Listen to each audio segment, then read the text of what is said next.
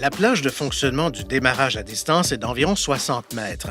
Pour que le démarrage à distance puisse fonctionner, la boîte de vitesse doit être engagée à P avec le contacteur d'allumage à OFF et toutes les portières doivent être fermées et verrouillées. Certaines lois locales ou provinciales pourraient limiter ou interdire l'utilisation d'un démarreur à distance ou encore d'exiger que le véhicule soit visible par la personne utilisant un démarreur à distance. Consultez la réglementation locale.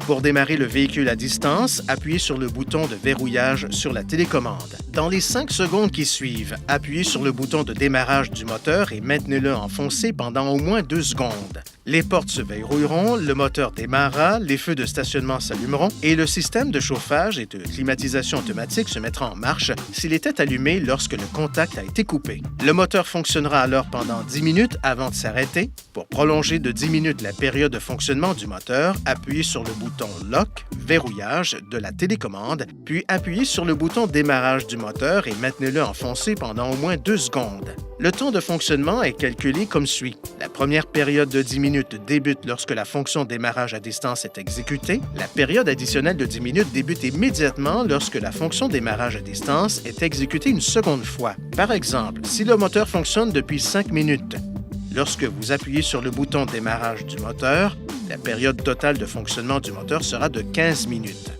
Appuyez sur le bouton de démarrage du moteur de la télécommande à tout moment pour annuler le démarrage à distance du moteur.